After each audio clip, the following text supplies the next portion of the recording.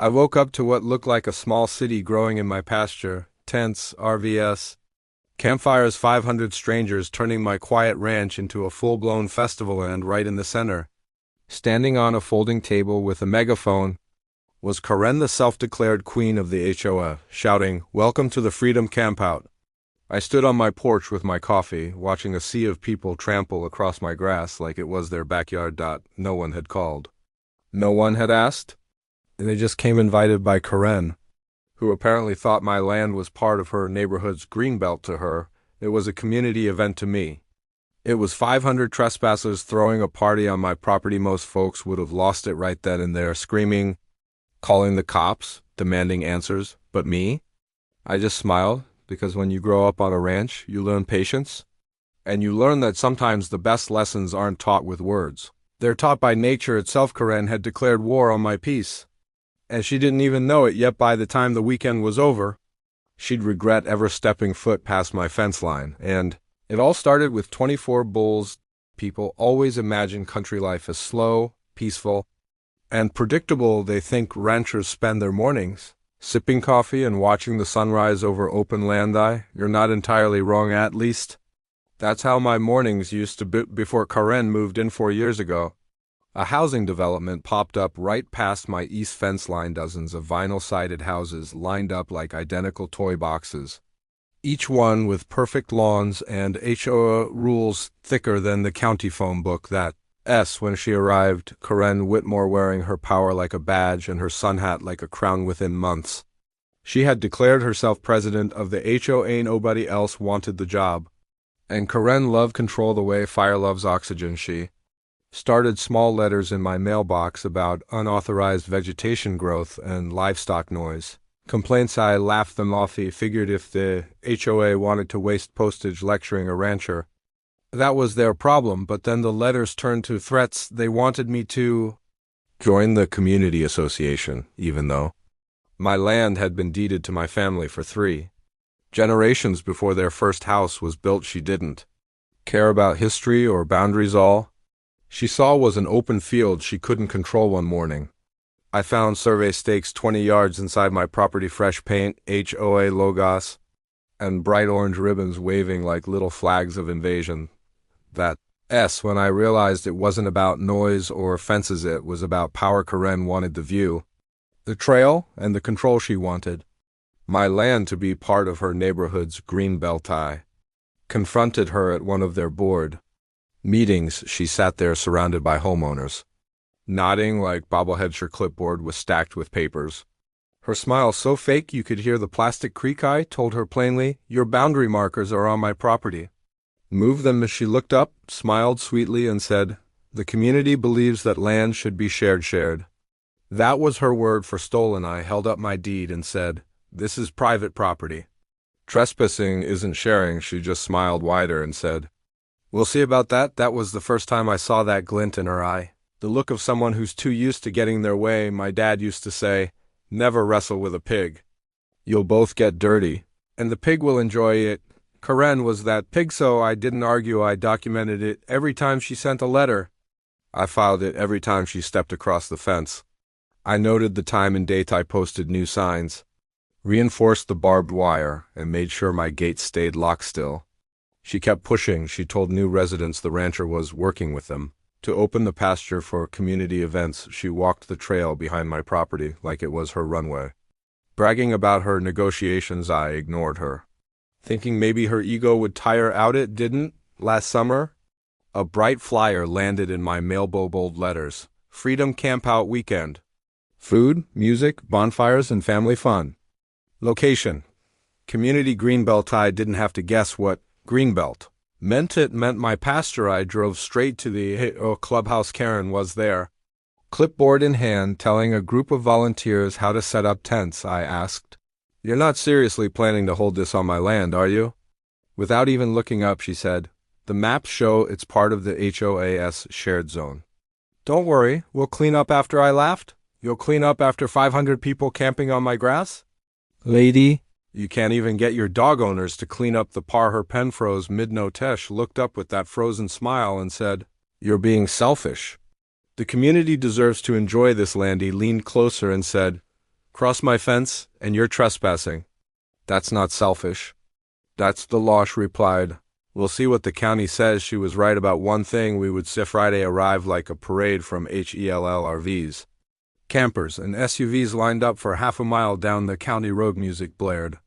Kids ran wild, and my no trespassing signs got torn down like decorations. HOA security volunteers stood at my gate, waving glow sticks like they were running Coachella. One even stopped me in my own driveway and said, "Sorry, sir, the campground's full," I said. "Son, this is my ranch," he blinked, then laughed awkwardly. "Oh, I'll check with President Karen within minutes." She appeared with her megaphone. "Don't mind him, folks," she yelled. "He's just the rancher. He'll come around once he sees how much fun we're having." The crowd cheered like she'd announced free beer. Phones came out, recording her little speech. I stood there, silent, calm, because I knew cameras love drama, and I wasn't going to give her any. Not yet. Instead, I filmed everything, every tent, every campfire, every car tire cutting into my pasture. Then I called the sheriff. An hour later, a deputy arrived, scratched his head, and said, "Sorry, sir. Civil dispute. You'll need a court order." Karen grinned like she'd won. I tipped my hat and smiled back, because while she thought the law was on her side, I had something better: time, patience, and 24 bulls who always followed my whistle. She thought this was her festival, but what she didn't realize was, by Saturday noon, the real show was going to start. That Friday night, the noise rolled across the fields like thunder. Bass beats rattled my barn windows. Laughter echoed off the hills, and the smell of burning plastic from cheap fireworks hung in the air. My cattle stayed restless, pacing near the fences, snorting in confusion. I sat on my porch, coffee in hand, camera recording the chaos. Every flash, every bonfire, every trespasser stepping over my wire, all captured. The thing about patience is, it's not weakness, it's preparation. By sunrise, the so-called Freedom Campout had turned into a mess of beer cans, tangled tents, and people passed out in lawn chairs. They thought this was a party. To me, it was evidence. I called the sheriff again, sent him the video clips, and attached copies of my property deed and survey maps. He sighed and said, "We'll send a unit if things get out of hand." I replied, "Oh, trust me, deputy. It's about to." That's when I walked to the western gate, the one opening into the lower pasture. 24 bulls stood there, stomping, tails swishing, muscles twitching. Big, calm creatures. Until someone tests their space. I opened the gate and whistled once, and they began to move. Not running, just walking, slow and steady, like a wall of muscle and horns heading right for the noise. From the hill, I watched them enter the field. At first, the campers cheered, thinking it was part of the authentic ranch experience. Then one of the bulls bellowed a deep, rumbling sound that rolled across the ground like a warning drum. That's when the cheering stopped. Tents toppled. People screamed, and someone yelled, "They're charging," even though they weren't. They didn't need to charge. Their size alone cleared the space faster than any police siren could. Coolers flipped. Campers tripped, and Karen climbed onto a folding table, yelling through her megaphone, "Stay calm. Stay calm." It was beautiful chaos. Within minutes, my pasture was empty again, except for a few lost flip-flops and half a dozen deflated tents. The bulls grazed peacefully, tails swaying like they'd just finished a shift restoring order. When the sheriff finally showed up, he took one look at the mess and sighed. Karen stormed up to him, mud on her shoes, shouting, "He unleashed wild animals on us." The sheriff turned to me and asked, "These your bulls?" I nodded. "Were they fenced in before?" "Sure we were." Until someone left the gate open. Karen's jaw dropped, her face turned red, as the sheriff turned to her and said, "Ma'am, that sounds like trespassing to me." That was the first time she didn't have an answer, but the real storm was just beginning, because by the next morning, the HOA had called an emergency meeting, and the whole neighborhood would finally learn what their queen had really done. The next morning, the HOA clubhouse looked like a courtroom mixed with a gossip fair. Dozens of neighbors filled the seats, whispering about the bull stampede. Karen sat at the front, arms crossed, sunglasses hiding her swollen ego. I stood in the back, quiet, Camera bag slung over my shoulder, the meeting opened with Karen clearing her throat dramatically. Before we begin, she said, I'd like to address last night's dangerous incident caused by Mr. Thompson's negligence. She always used my last name when she wanted to sound official. Gasps rippled through the crowd. She continued. His bulls broke through our community event and endangered families. This is why we need to bring his land under HOA regulation for safety and order. That was her play. Twist the story. Blame the victim and grab more control. I let her finish, then I raised my hand. Mind if I show something? She hesitated, then smirked. As long as it's relevant. I plugged my phone into the projector. The screen lit up videos of her campout, cars rolling through my pasture, fences being cut, and tents pitched under my private property. Signs. Then came the part where the bulls calmly entered. No charges. No aggression, just trespassers scattering like pigeons. The room went dead silent when the video ended. I said, that's what really happened on my land. You broke the law, not me. A man in the front row, one of our own HOA members, stood up. Karen, you said we had permission. She blinked fast. I was told the property lines were unclear. I slid a folder onto the table in front of her. County survey. Updated this spring. Clear as day. And here's your signature on that event permit application. You listed my pasture as Community Greenbelt. Her face drained of color. People started murmuring, shaking their heads. One woman said, You lied to us, Karen. Another whispered, She forged that? It spread through the crowd like wildfire. Karen slammed her clipboard shut. This meeting is out of order, she shouted. But the HOA vice president stood up and said, No. Karen, it's your leadership that's out of order. The sheriff's deputy, the same one from the night before, entered just then with a county official. He held a folder and said, After reviewing the footage and complaints, we've confirmed multiple counts of trespassing and property damage under the HOA's responsibility. Karen stammered. But the community. The deputy cut her off. Man, the community didn't sign the forms. You did. Her sunglasses couldn't hide the tremor in her jaw. Someone in the back muttered, Guess the queen just lost her crown. Laughter followed, soft at first, then louder, until it filled the room. I didn't gloat. I just tipped my hat and said, All I ever wanted was peace and respect for my boundaries. Seems like we finally understand each other. Karen didn't reply. She gathered her papers, grabbed her purse, and walked out the door without looking back. The HOA board voted that same day to remove her as president and reimburse me for damages. Turns out, Freedom Campout cost her more than pride. It cost her position, reputation, and the trust of every neighbor she'd ever bossed around. But even after the vote, even after she left, I couldn't shake one thought. People like Karen don't disappear, they regroup, and I had a feeling she wasn't done yet. That feeling turned out to be right, because a week later, I got a letter from her attorney. She was suing me for reckless endangerment, and that's when the real fight began. The courthouse smelled like dust, coffee, and tension. Karen sat across the aisle from me, hair pulled tight, lawyer whispering in her ear. She looked confident again, back in her element. Where rules could be twisted and stories could be spun, her lawsuit claimed I endangered public safety by knowingly releasing aggressive livestock. Her lawyer spoke first, painting her as a brave community leader who suffered trauma and emotional distress. He even waved a photo of a broken lawn chair like it was Exhibit A in a murder trial. When it was my turn, I stood calmly. I wasn't there to perform. I was there with truth and proof. My bulls didn't attack anyone, I said. They walked into their own field after strangers cut my fence, built fires, and held an unauthorized event on private land. I didn't unleash them. Someone opened that gate. The judge raised an eyebrow. Do you have evidence of that claim? Yes, sir, I replied, setting my laptop on the stand. He played the drone footage clear. Timestamped video from my own security setup. It showed Karen's volunteers cutting through the fence with bolt cutters. You could hear her voice in the background yelling, Make it wider so people can drive through. The courtroom gasped. Karen froze. Her lawyer went pale, flipping through his notes like he'd lost the script. The judge leaned forward. Ms. Whitmore, is that your voice on the recording? She stuttered. It could be anyone. Then why are you in the frame? The judge asked on the screen.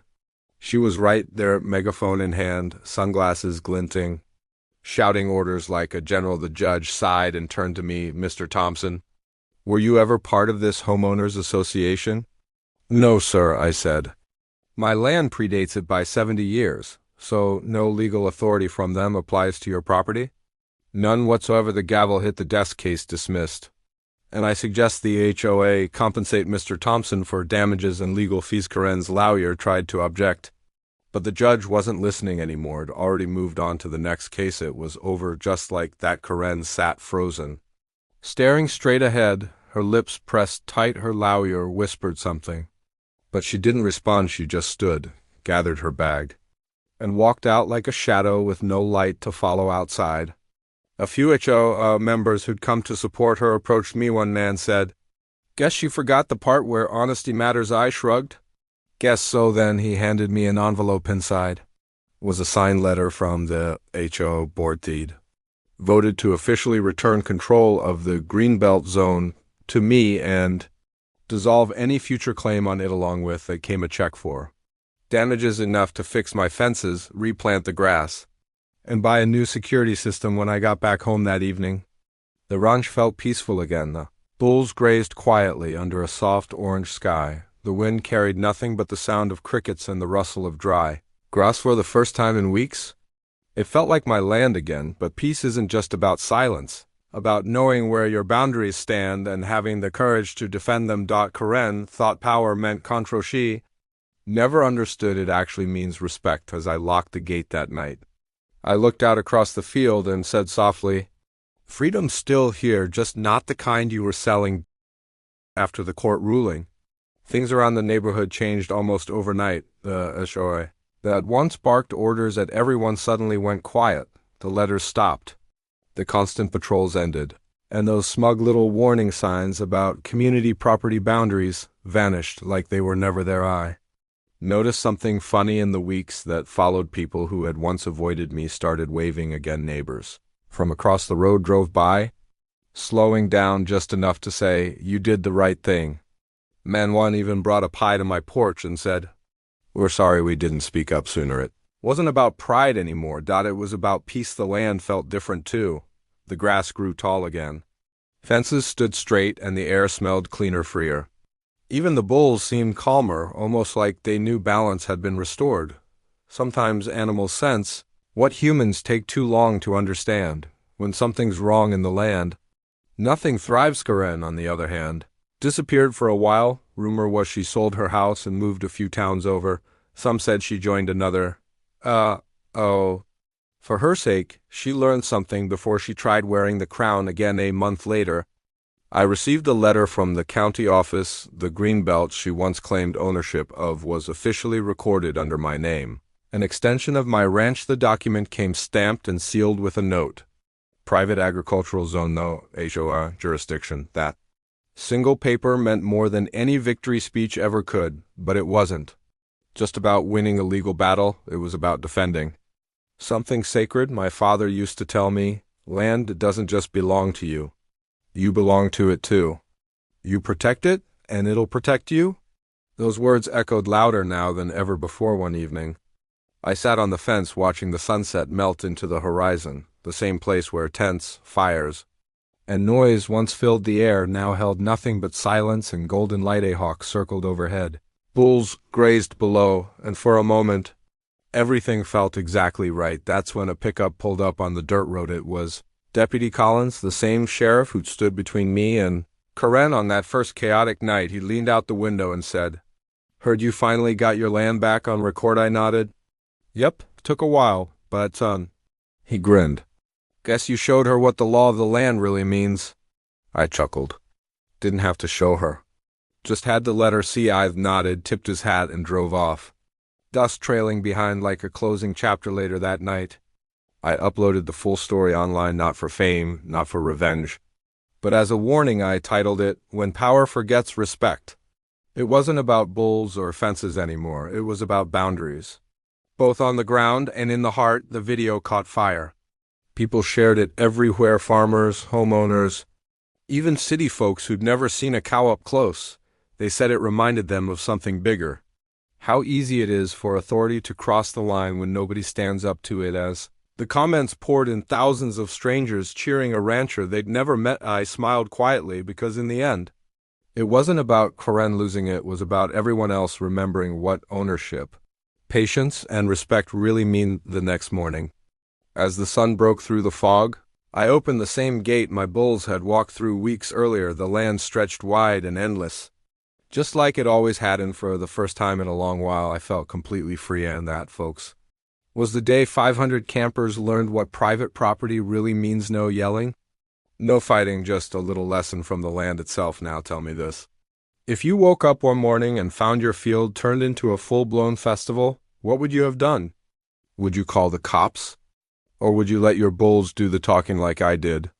Drop your answer in the comments below. I read every single one of them. And hey, if you enjoyed this story, tap that like button so more people see it, hit subscribe, and ring the bell so you never miss another real-life showdown between common sense and HOA chaos. This has been HOA Stories 87, where the rules meet reality and the land always wins in the end. Until next time, stay grounded, stay free, and remember, some fences aren't meant to keep people out, they're meant to remind them where respect begins.